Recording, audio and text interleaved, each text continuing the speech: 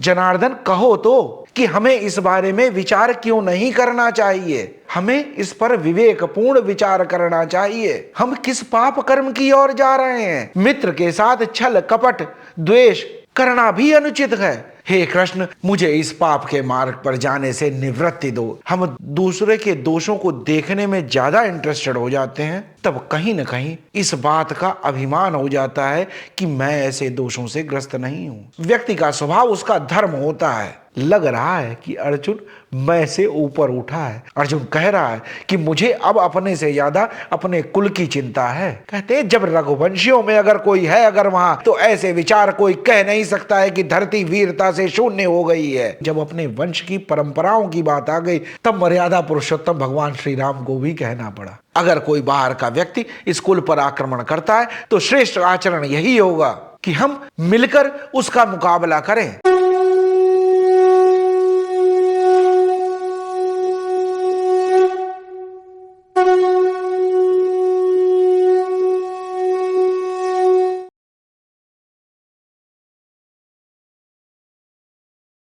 धर्मो रक्षते रक्षिता। नमस्कार दोस्तों, आप सभी लोगों का बहुत बहुत स्वागत है धर्म क्षेत्र के इस प्रोग्राम में। भगवान कृष्ण की स्तुति से प्रोग्राम की शुरुआत करते हैं। ओम सच्चिदानंद रूपाय विश्वोत्पत्त्यादि हेतवे तापत्रय विनाशाय श्री कृष्णाय वयम नमः। अब तक हमने पहले अध्याय के 38वें श्लोक तक चर्चा की। हमने देखा कि अर्जुन कैसे कैसे तर्क भगवान कृष्ण को दे रहा है ताकि वो इस युद्ध से पलायन कर सके। इस युद्ध को अर्जुन अब फेस नहीं करना चाहता है। अर्जुन ने अपने पक्ष में बहुत से तर्क जुटा लिए हैं, लेकिन वो जान रहा है, वो देख रहा है कि भगवान कृष्ण इससे संतुष्ट नहीं हो रहे हैं। अर्जुन ने कह दिया कि ये जो आज युद्ध करने आए हैं मेरे पितृकुल के, मेरे गुरुकुल के, एक है ब्लड लीनेज और एक है जहां से शिक्षा प्राप्त की जाती है। तो यहां तो दोनों ही कुल हैं। गुरु भी युद्ध करने के लिए आए हुए हैं और पितामह भी युद्ध कर रहे हैं। पूरा कुरुवंश आज युद्ध के मैदान में खड़ा हो गया है। अर्जुन यहां तर्क देते हैं कि ये सभी लोग लोभ से ग्रस्त हो गए हैं और लोभ से ग्रस्त हो जाने के कारण इनका विवेक खत्म हो गया है और विवेक शून्य हो जाने के कारण ये अनजाने में ही युद्ध करने को तत्पर हो गए हैं। ये सोच ही नहीं पा रहे हैं कि इससे कितना नुकसान होगा और जो भी अपराध अनजाने में किया गया हो, अज्ञानतावश किया गया हो, उसे क्षमा कर देना चाहिए। पर हम तो जान रहे हैं, समझ रहे हैं इस युद्ध के परिणामों के बारे में हमें पता है और जानबूझकर अगर मैं ये अपराध करता हूं तो ये पाप की श्रेणी में आएगा। 39वें श्लोक में अर्जुन अपने सारथी और जगत के आधार जनार्दन से कहते हैं, कथम न गेयम अस्माभिः पापात् अस्मिन् निवर्तितुम् कुलक्षय कृतं दोषम प्रपश्यद्भिर्जनार्दनः। अर्जुन कहते हैं कथम न गेयम अस्माभिः, जनार्दन कहो तो कि हमें इस बारे में विचार क्यों नहीं करना चाहिए। हमें इस पर विवेकपूर्ण विचार करना चाहिए। पापात अस्मिन् निवर्तितुम, हम किस पाप कर्म की ओर जा रहे हैं। हम अपनों को मारने के लिए जा रहे हैं, अपने कुल का नाश करने के लिए जा रहे हैं। मैं कुलघाती हो जाऊंगा अगर मैं इनको मारूंगा, मैं मित्रद्रोही हो जाऊंगा। मित्र के साथ छल कपट द्वेष करना भी अनुचित है। यहां तो मुझे अपने मित्रों को मारना ही पड़ेगा। अर्जुन बार बार इस बात पे जोर दे रहा है, पापात अस्मिन् निवर्तितुम। हे कृष्ण, मुझे इस पाप के मार्ग पर जाने से निवृत्ति दो, इससे मुझे छुटकारा दिलाओ। मैं अपने सगे संबंधियों को, अपने परिवारजनों को और अपने मित्रों को नहीं मारना चाहता। यद्यपि मैं उनके सभी के दोषों को देख रहा हूं। और ये भी एक बड़ी विचित्र स्थिति होती है, जब कभी भी हम दूसरे के दोषों को देखने में ज्यादा इंटरेस्टेड हो जाते हैं, तब कहीं न कहीं इस बात का अभिमान हो जाता है कि मैं ऐसे दोषों से ग्रस्त नहीं हूं। और दूसरे के दोषों को देखना और अपनी अच्छाई का अभिमान, ये दोनों ही एक साथ ही बढ़ते हैं। अर्जुन कौरव सेना के दोष तो देख पा रहा है कि वो लोभग्रस्त हैं, वो अन्यायी हैं, वो आतताई हैं, वो अधर्मी है। अर्जुन स्वयं मोहग्रस्त है।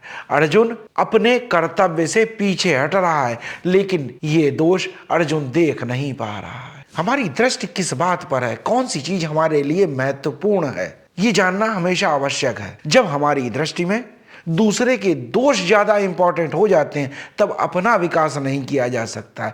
हम अपने कॉर्पोरेट लाइफ में भी देखते हैं कि कुछ लोगों का काम करने का तरीका बस यही होता है कि दूसरे के काम में फ्लॉज ढूंढना, लेकिन अपने कार्य के प्रति उनकी रुचि ही खत्म हो जाती है।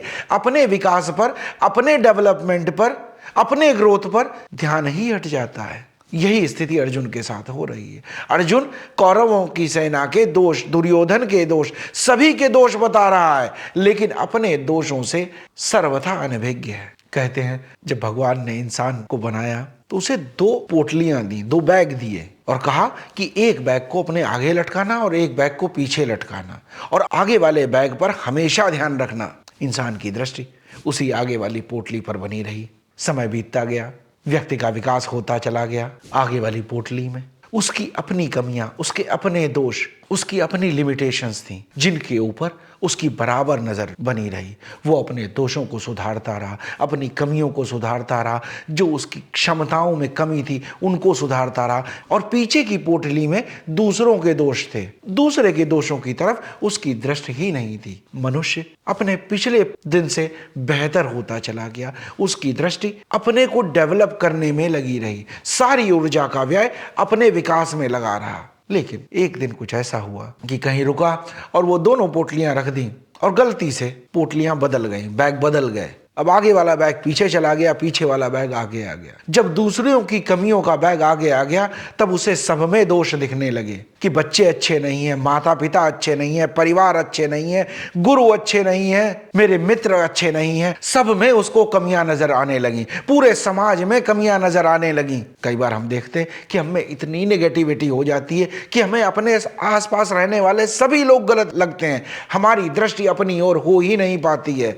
हमें सरकार गलत लगती है, शासन भ्रष्ट लगता है, सबके प्रति हमारा रोष है, और वो द्वेष धीरे धीरे बढ़ता चला जाता है, और हमारी दृष्टि अपने दोषों से बिल्कुल ही हट जाती है। जब ऐसा हो गया तो व्यक्ति कुंठित हो गया, व्यक्ति में द्वेष भाव आ गया, व्यक्ति का विकास भी रुक गया। उस दिन से उस इंसान ने प्रगति ही नहीं की, वो ठहर गया, विषादग्रस्त हो गया, और उसका पतन शुरू हो गया। क्योंकि जब आप खुश ही नहीं हैं, जब आप सब में दोष देख रहे हैं, तो कहीं ना कहीं मन कुंठित है, व्यथित है। वो अपने लिए समय ही नहीं निकाल रहा है, पूरा समय दूसरे के दोषों को देखने में जा रहा है। इंसान बहुत चिंतित हुआ कि ये एकदम से क्या हो गया, क्यों मैं पहले जैसा खुश नहीं रह पा रहा हूं, आनंद में नहीं रह पा रहा हूं, क्यों मुझे दूसरों से प्रेम नहीं रह गया है। जब आप दूसरों में दोष देखेंगे तब उनसे प्रेम भी नहीं किया जा सकता है। तो इंसान भगवान के पास गया और भगवान से बोला, भगवान ये कैसा जीवन हो गया है, मेरे आसपास सभी दुष्ट लोग रहते हैं, सभी लोग मुझे परेशान करते हैं, सभी लोग बुरे हैं, मैं बहुत दुखी हूं, व्यथित हूं, मुझे कोई प्रेम भी नहीं करता है। लेकिन यहां पर भी मुझे कोई प्रेम नहीं करता है बात आती है, लेकिन ये नहीं कह पा रहा है कि मैं दूसरों में इतने दोष देखता हूं कि मैं उनसे प्रेम नहीं कर पा रहा हूं। प्रेम तो एक एक्सचेंज है, जितना आप प्रेम बांटेंगे आपको भी उतना ही प्रेम मिलेगा। तो कोशिश ये करनी चाहिए कि अपने दोषों पर नजर हो, अपने को सुधारने की कोशिश करें, अपने में बदलाव लाने की कोशिश करें। मैनेजमेंट का सबसे पहला लेसन होता है कि सबसे पहले अपने को मैनेज करना सीखें, अपना टाइम मैनेजमेंट देखें, अपना थॉट मैनेजमेंट देखें, अपना वर्क स्टाइल का मैनेजमेंट करना सीखें। जब हम अपने में सुधार कर लेंगे तो हमें सबके दोष देखने का समय भी नहीं होगा। और हर व्यक्ति अगर अपना सुधार कर ले, हर व्यक्ति अपनी कमियों को सुधार ले, तो समाज का विकास स्वतः ही हो जाएगा, अपने आप ही हो जाएगा, कोई दूसरा प्रयत्न करना भी नहीं होगा। तो हमारे कर्म की प्रवृत्ति अपने को सुधारने के लिए है, अपने दोषों और कमियों को देखने के लिए है, या दूसरों के। इसीलिए मैं अक्सर कहता हूं कि कर्म ऐसा करें कि वो धर्म ही हो जाए। और अब जब अर्जुन अपने तर्क दे रहा है तो वो एक क्लियर डिस्टिंक्शन भी रखना चाहता है, वो डिफरेंशिएट भी कर रहा है कि मैं उन जैसा नहीं हूँ, मैं तो अच्छा हूँ, मैं सदाचारी हूँ, मैं धार्मिक व्यक्ति हूँ, मुझे सबकी चिंता है, मैं ऐसे पाप में नहीं पड़ना चाहता हूँ। इसीलिए यहाँ का कथम न गेयम अस्माभि, हम लोगों को तो सोचना चाहिए पिछले श्लोक में भी अर्जुन ने कहा था तस्मा नरहा वयम हंतुम, हम क्यों इन्हें मारने के लिए प्रवृत्त हो जाएं। अगर हमने भी इन जैसा द्वेष भाव आ गया, हम भी क्रोधग्रस्त हो गए, हम भी लोभग्रस्त हो गए, तो हम में और इनमें क्या अंतर रह जाएगा। मैं अपना आचरण, अपना स्वभाव क्यों खराब कर लूं। बड़ी अच्छी बात लगती है। कई बार ऐसा लगता है कि हम किसी व्यक्ति के कारण अपना स्वभाव क्यों खराब कर लें, और सही भी है। व्यक्ति का स्वभाव उसका धर्म होता है। अपना स्वभाव में किसी के कारण बदलाव ना आए, इसका ध्यान रखें। अक्सर कहा जाता है किसी सूअर के साथ अगर लड़ना चाहें तो सूअर लड़ते हुए आपको कीचड़ में ले जाएगा। आप कीचड़ में भी उससे जब लड़ने जाएंगे तो सूअर तो आनंद ले रहा होगा, आप उस कीचड़ में धंस जाएंगे, गंदे हो जाएंगे, आप अपने स्तर से नीचे गिर जाएंगे। लेकिन यहां स्थिति अलग है। यहां स्थिति यह है कि अगर इनको दंड न दिया जाए तो समाज का विकास नहीं हो पाएगा। आतताई व्यक्ति अपनों पे ही अत्याचार नहीं करता, वो पूरी मनुष्यता के लिए कलंक है, वो पूरी मनुष्यता का नाश करने वाला हो जाता है। ऐसे समय में न्यायोचित धर्म यही कहता है कि उन्हें दंड दिया जाए। अर्जुन इस भाव से हट रहा है और वो ये जानता भी है, इसीलिए तर्क पर तर्क दिए जा रहा है। अर्जुन के मन में तो ऐसे भी विचार आ रहे हैं, कहता है अगर वो हमें कष्ट देंगे, वो हमें मारेंगे, तो हो सकता है हमने पूर्व जन्म में कुछ गलत किया हो, तो मुझे अपने पूर्व जन्म के पापों से मुक्ति मिलेगी। वर्तमान में अपने कर्तव्य से विमुख हो रहा है और वो ये भी कह रहा है अगर मैं इनकी तरह हो जाऊंगा तो ये मेरी प्रवृत्ति बन जाएगी, ये स्वभाव बन जाएगा, और जब तक मैं जीवित रहूंगा शायद ऐसा ही बना रहूं, और इस मृत्यु के उपरांत भी ये प्रवृत्ति मेरे साथ ही जाएगी। मैं जन्म जन्मांतर तक इस प्रवृत्ति का भोग मुझे भोगना पड़ेगा। इसीलिए कहता है हे कृष्ण पापात् अस्मिन् निवर्तितुम, मुझे इस पाप में जाने से रोको, इससे मुझे निवृत्ति दिलाओ। अर्जुन में सदाचार का, अपनी अच्छाई का, अपने धार्मिक होने का जो अभिमान पैदा हो गया है, इस अभिमान की छाया में उसका मोह रूपी जो दोष है वो छिपा लेना चाहता है, और छिपा लेना ही नहीं चाहता, वो छिप ही जाता है उसकी छाया में। लेकिन भगवान कृष्ण की दृष्टि से तो कुछ भी छिपा नहीं है। अर्जुन भले अपना दोष न देख रहा हो, लेकिन भगवान कृष्ण तो देख रहे हैं। आगे अर्जुन कहते हैं कुल क्षय कृतम दोषम, अपने कुल को मारना, कुलघाती होना, ये तो बहुत बड़ा दोष है। अपने स्वजनों को मार देना ये तो बहुत बड़ा दोष है। जबकि इस युद्ध के मैदान में वयोवृद्ध पितामह भी हैं, वो कुल को लेकर चिंतित नहीं दिखाई देते हैं। अर्जुन कहीं ये भी कहना चाहता है जो ये लोग यहाँ युद्ध करने आए हैं, हो सकता है इन्हें इस युद्ध की भयावहता का, इस युद्ध का जो परिणाम होगा उससे ये लोग शायद अनभिज्ञ हैं, इन्हें अंदाजा ही नहीं है कि क्या होने वाला है यहाँ पर मैं देख सकता हूं, क्योंकि मैं विवेकपूर्ण विचार करके ऐसी बात सोच रहा हूं। कुलक्षय, ये सब के सब कुलघाती हो जाएंगे, मैं ही नहीं, ये मेरा पूरा परिवार कुलघाती हो जाएगा, ये सब आपस में लड़ मरेंगे। पर ये लोग विचार नहीं कर पा रहे हैं, मैं विचार कर पा रहा हूं, मैं सदाचारी हूं। ये जो मैं का अभिमान जो है वो बढ़ता ही जा रहा है। फिर कहते हैं प्रपश्यद भी जनार्दन, जनार्दन आपसे तो किसी के हृदय की बात छुप ही नहीं सकती है। मेरे हृदय में ये विचार आ रहा है कि ये बहुत बड़ा पाप कर्म है, ये अधर्म होगा। आप मेरे हृदय की बात जाने। यहाँ कृष्ण को जनार्दन कह के जब संबोधित किया है तो एक तरीके से भगवान का जो कर्तव्य है वो भी बता रहा है कि हे जनार्दन, आपको तो अपने भक्तों का कल्याण करना है, उनको सही मार्ग पर चलाने की जिम्मेदारी आपकी है, तो आप ऐसा कैसे कर सकते हैं। कृष्ण पर भी प्रश्न चिन्ह लगा देना चाहता है, और ये वही व्यक्ति कर सकता है जो विचार करने की शक्ति रखता हो। विचारशील व्यक्ति अकेला बैठा होगा तो भी दो पक्ष उसके मन में बने होंगे, वो दो पक्षों पर विचार कर रहा होगा, द्वंद्व की स्थिति में होगा, और कई बार विचार जो है विषादग्रस्त व्यक्ति को कर देते हैं। तो विचार करने की शक्ति होना एक वरदान भी है, लेकिन इस द्वंद्व से अगर बाहर ना आ पाए व्यक्ति तो ये अभिशाप भी हो जाता है। और अर्जुन की स्थिति ऐसी ही हो गई है, वो दोनों पक्षों की तरफ से विचार कर रहा है और इस विचार से ही विषाद उत्पन्न हो रहा है। भगवान कृष्ण को जनार्दन कहकर संबोधित किया है। जनार्दन के विषय में हमने पहले भी चर्चा की है। कहा जाता है जनान लोकान अर्दते प्राप्नोति रक्षणार्थमिति जनार्दन, अपने भक्तों के लिए, अपनी शरण में आए हुए लोगों की रक्षा के लिए उनके पास पहुंच जाता है, उन्हें गलत मार्ग पर जाने से रोकता है। इसीलिए अर्जुन उन्हें जनार्दन कह के संबोधित करता है। रामचरितमानस में भी तुलसीदास जी कहते हैं, प्रणत कुटुंब पाल रघुराई। प्रभु की शरण में जो गया, भगवान उसका स्वयं पालन करेंगे, उसका पोषण करेंगे और उसको गलत मार्ग पर जाने से रोकेंगे। तो इस श्लोक में अर्जुन कहना चाहते हैं कि हे जनार्दन, हमें इस पर विवेकपूर्ण विचार करना चाहिए कि कैसे हम अपने कुल का नाश होने से बचा सकें। आगे अर्जुन बताता है कि कुल का नाश करने से, कुल का क्षय हो जाने से क्या क्या होगा। इस युद्ध से मुझे इन लोगों को मारने का पाप तो लगेगा ही, पर इसके बहुत दूरगामी परिणाम होंगे। इससे बहुत कुछ नष्ट हो जाएगा। अभी तक जो अर्जुन ने तर्क दिए हैं कि मुझे इनको मारने से कष्ट होगा, मुझे इनको मारने से पाप लगेगा, इनको मारने से मैं अधर्मी कहलाऊंगा, इनको मारने से मेरे अंदर जो मेरा ममत्व का भाव था इनके लिए, जो इनसे मेरा प्रेम था, वो भी मर जाएगा। यहां मैं जो था वो सेंटर में बना रहा। इस बार थोड़ा मैं से ऊपर उठ के अर्जुन कहना चाहते हैं, कुलक्षये प्रणश्यन्ते कुल धर्मा सनातनः धर्मे नष्टे कुलम कृत्स्नम अधर्मो अभिभवत्युत। कहते हैं कि कुल का नाश होते ही कुल के जो धर्म है, कुल की जो मर्यादा है, कुल की जो रीतियां हैं, कुल के जो विचार हैं, वो सभी नष्ट हो जाएंगे। कुलक्षय प्रणश्यन्ति कुल धर्मा सनातन। जो पीढ़ियों से, वर्षों से मेरे पूर्वजों ने जिस तरह की परंपराएं स्थापित की हैं, जो मर्यादाएं स्थापित की हैं, जो विचार उत्पन्न किए हैं, वो सभी नष्ट हो जाएंगे। अब जो अर्जुन बात कर रहा है वो कह रहा है कि ये परिणाम जो इसके हैं वो मुझ तक सीमित नहीं है, इसका प्रभाव सब पर पड़ेगा और उन सब पर पड़ेगा जिन्होंने इस वंश को, इस कुल को बढ़ाने में, इन परंपराओं का पालन करने में, मर्यादाओं का पालन करने में जो सबने अपना अथक परिश्रम किया है, वो सब कुछ नष्ट हो जाएगा।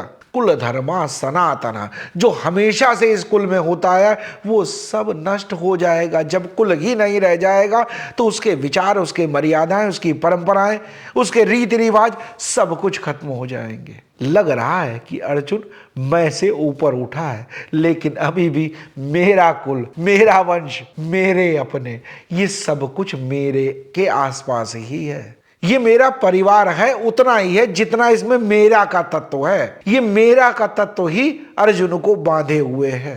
ये जो बात अर्जुन कह रहा है वो सही भी है बहुत हद तक। एक परिवार का नाश हो जाए तो उस परिवार की स्थापित की हुई परंपराओं का भी नाश ही हो जाता है। कई बार मनुष्य के इतिहास में बहुत से ऐसे कुकृत्य किए, बहुत से ऐसे आक्रांता आए जिन्होंने एक पूरी सभ्यता का नाश कर डाला। वो सभ्यता ही नहीं खत्म होती, उस सभ्यता का विज्ञान, उसका साहित्य, उसकी स्थापत्य कला, उनके विचार, उनकी फिलॉसफी सब कुछ खत्म हो जाती है। अर्जुन कह रहा है कि मुझे अब अपने से ज्यादा अपने कुल की चिंता है। जिन पूर्वजों ने इस कुल की परंपराओं को स्थापित किया है, मुझे उनकी भी चिंता है, और जो रह जाएंगे आगे, मुझे उनके लिए भी फिक्र है। कुल के विचार की बात हमेशा व्यक्ति के मन में आती है। कई बार गलत मार्ग पर चलने से पहले व्यक्ति कई बार सोचता है कि मेरे परिवार में ऐसा किसी ने नहीं किया, मुझे ऐसा नहीं करना चाहिए, हमारे परिवार में ऐसा नहीं होता है। रामचरितमानस में एक प्रसंग आता है, जब धनुष यज्ञ हो रहा था तब सभी राजा महाराजा वहां पहुंचे। सभी ने धनुष उठाने की कोशिश की, लेकिन कोई भी धनुष हिला तक नहीं पा रहा था। तब राजा जनक बहुत दुखी हो गए, व्यथित हो गए। तब राजा जनक ने कहा, धरती पौरुषहीन हो गई है। जब ऐसा कहा गया, लक्ष्मण जी को क्रोध आ गया। तो लक्ष्मण जी ने कहा, रघुवंशी न महजह कोई होई, ते ही समाज अस कहाई न कोई। कहते जब रघुवंशियों में अगर कोई है, अगर वहां, तो ऐसे विचार कोई कह नहीं सकता है कि धरती वीरता से शून्य हो गई है। रघुवंशी तो स्वभाव से ही वीर हैं। जब बात कुल परंपरा पे आ जाए, जब बात आपके परिवार पर आ जाए, तब व्यक्ति का स्वभाव बदल जाता है। और जब भगवान राम ने धनुष उठाया, धनुष तोड़ दिया, तब उसी समय भगवान विष्णु के छठे अवतार परशुराम जी वहां आ गए। और परशुराम जी इसको देखकर बहुत क्रोधित हुए कि किसने भगवान शंकर का धनुष तोड़ दिया है। भगवान महादेव मेरे आराध्य हैं, उनका धनुष जिसने तोड़ा है वो मेरा शत्रु है। परशुराम जी ने कहा कि जिस व्यक्ति ने ऐसा किया मैं उसका वध कर दूंगा और उसके कुल का नाश कर दूंगा। जब कुल के नाश की बात की तो भगवान राम भी चुप न रह सके। अपने कुल की मर्यादा का पालन करते हुए बड़ी विनम्रता के साथ भगवान राम ने कहा और ये बताने की कोशिश की कि मेरा कुल बहुत बड़ा है, रघुवंश कुल जो है, इक्ष्वाकु वंश बहुत बड़ा है, लेकिन मैं बहुत छोटा हूं। भगवान राम ने कहा, हम ही तुम ही सरवरी कसना था, कहूं न कहा चरण कहाँ माथा। बोले हमारी और आपकी क्या तुलना हो सकती है, कहाँ सर और कहाँ पैर, मैं बहुत छोटा हूं आपके सामने। राम मात्र लघु नाम हमारा, परुष सहित बड़ नाम तुम्हारा। मेरा तो नाम भी बहुत छोटा है राम, और आपका तो परुष के साथ नाम है परशुराम। तो अपने को तो बहुत छोटा रखा, लेकिन जब कुल की बात आ गई, जब परिवार की बात आ गई, जब अपने वंश की परंपराओं की बात आ गई, तब मर्यादा पुरुषोत्तम भगवान श्री राम को भी कहना पड़ा। कई बार ऐसे प्रसंग आए जब माता कैकेयी ने दशरथ जी से 2 वरदान मांगे, तब महाराज दशरथ को बहुत दुख हुआ, बहुत पीड़ा हुई, लेकिन फिर भी उन्होंने कहा, रघुकुल रीति सदा चली आई, प्राण जाई पर वचन न जाई। जो रघुकुल की रीत है, जो इक्ष्वाकु कुल की रीत है, मैं उसको कलंकित नहीं होने दूंगा, चाहे इसके लिए मुझे अपने प्राणों की आहुति भी देनी पड़े। कुल की परंपरा जो है वो उस व्यक्ति से भी बहुत बड़ी है। इसीलिए अर्जुन अपनी कुल परंपराओं को, कुल की मर्यादाओं के नाश होने की भी चिंता व्यक्त कर रहा है। फिर कहते हैं, धर्मे नष्टे कुलम कृत्स्नम, कुल का नाश होते ही धर्म का भी लोप हो जाता है, धर्म भी नष्ट हो जाता है। जो धार्मिक परंपराएं होंगी, जो धार्मिक रीति रिवाज होंगे, उन सबका पालन करने वाला ही कोई न रह जाएगा, उन सबको बताने सिखाने समझाने वाला कोई नहीं रह जाएगा, तो वो धर्म का भी नाश हो जाएगा। फिर कहा, अधर्मो अभिभवत्युत, और जब धर्म का नाश हो जाएगा तब अधर्म अपना सर उठा लेगा, और जो लोग बच जाएंगे, जो लोग रह जाएंगे, उन सबको अधर्म आच्छादित कर लेगा। अपने पूर्वजों द्वारा रचा गया इतिहास, साहित्य, आर्किटेक्चर, साइंस, वो सब बताने वाला कोई न रह जाएगा, तो वो भी धीरे धीरे लोप हो जाएगा, वो भी खत्म हो जाएगा। तो कृष्ण, मेरी चिंता स्वयं तक नहीं है, मैं भी पाप का भागी होऊंगा, लेकिन साथ में जो रह जाएंगे, जो बच जाएंगे, बच कौन जाएगा? जब पूरा कुरुवंश यहां युद्ध के लिए आ गया, तो किसके बचने की चिंता अर्जुन कर रहा है? ये प्रश्न उठता है। लेकिन ये धर्म युद्ध है, यहां जो लोग युद्ध के लिए आए हैं वही युद्ध में पार्टिसिपेट करेंगे। जो वृद्ध हैं, जो बच्चे हैं, जो स्त्रियां हैं, जो युद्ध में पार्टिसिपेट नहीं कर रहे हैं, वो सब तो बच जाएंगे। उनका रक्षण कौन करेगा? उनको ये जो ज्ञान मेरे पूर्वजों ने अर्जित किया है बरसों से, सनातना, मुझे अपने कुल के भविष्य की बहुत चिंता है, क्योंकि जो लोग यहां इस चीज को जानते हैं, समझते हैं, जो इसको सिखा सकते हैं, समझा सकते हैं, वो आज सभी इस युद्ध के मैदान में खड़े हैं और सबके सब नाश की तरफ जा रहे हैं, क्योंकि सबके हृदय में लोभ भर गया है, लालच आ गया है, इनकी आंखें बंद हो गई हैं, ये युद्ध के परिणाम को देख भी नहीं पा रहे हैं। लेकिन मैं सदाचारी हूं, मैं धार्मिक हूं, मैं ये सब देख सकता हूं। इसलिए कृष्ण, हे जनार्दन, मुझे कुलघाती होने के पाप से मुक्ति दिलाइए। जब पांडव वनवास में थे, तब एक बार दुर्योधन पांडवों को परेशान करने के लिए जंगल में आता है, लेकिन उसका मुकाबला गंधर्वों से हो जाता है। गंधर्वराज चित्रसेन ने दुर्योधन को बंदी बना लिया। कुछ सैनिक भागकर युधिष्ठिर के पास पहुंचे और युधिष्ठिर से कहा, दुर्योधन को, उसके भाइयों को और उनके साथ आई हुई उनकी स्त्रियों को बंदी बना लिया है गंधर्वों ने, आप रक्षा कीजिए। अपने भाइयों भीम से और अर्जुन से युधिष्ठिर कहते हैं, भवन्ति भेदा ज्ञातीनां कलहाश्यव्रकोदरः प्रसक्तानि च वैराणि कुलधर्मो न नश्यते यदा तु कश्चित् ज्ञातीनां बाह्यपोथयते कुलं न मर्शयन्ति तत्सन्तो बाह्येनाभिप्रदर्शनम्। कहते बंधुओं में, भाइयों में विचार अलग हो सकते हैं, द्वेष हो सकता है, मतभेद हो सकते हैं, कलह हो सकती है, लड़ाई हो सकती है, लेकिन अगर कोई बाहर का व्यक्ति आक्रमण करे तो हमें उनकी रक्षा करनी चाहिए। कुल धर्मो न नश्यति, कुल का धर्म नहीं नष्ट होना चाहिए। अगर कोई बाहर का व्यक्ति इस कुल पर आक्रमण करता है तो श्रेष्ठ आचरण यही होगा कि हम मिलकर उसका मुकाबला करें। ये जो अपमान हो रहा है, ये सिर्फ दुर्योधन का अपमान नहीं हो रहा है, ये पूरे कुरुवंश का अपमान हो रहा है। तो हर जगह कुल की परंपरा, परिवार की परंपरा, इस पर बहुत जोर दिया। इसीलिए अर्जुन अब अपने स्वयं के ऊपर होने वाले प्रभाव ही नहीं, अपने कुल के ऊपर जो प्रभाव होने वाले हैं उनके बारे में चिंता व्यक्त कर रहा है। अर्जुन हर तरीके से अपने पक्ष में तर्क जुटा रहा है। देखते हैं आगे अर्जुन और कौन कौन से तर्क देता है, कैसे वो जनार्दन को कन्विंस करना चाहता है कि वो किसी तरह से इस युद्ध से अर्जुन को बचा लें। अर्जुन ये युद्ध नहीं करना चाहता है। आज भी अगर कोई प्रसंग अच्छा लगा हो, कोई बात अच्छी लगी हो, तो जरूर अपने मित्रों के साथ, अपने परिवारजनों के साथ, अपने स्वजनों के साथ जरूर शेयर करें। वीडियो को लाइक भी करें, चैनल को सब्सक्राइब भी करें और बेल नोटिफिकेशन आइकन जरूर प्रेस कर दें। उससे आपको हमेशा नोटिफिकेशन मिल जाएगा जब मैं हर शुक्रवार को एक नया वीडियो अपलोड करूंगा। जय श्री राम। धर्मो रक्षति रक्षितः।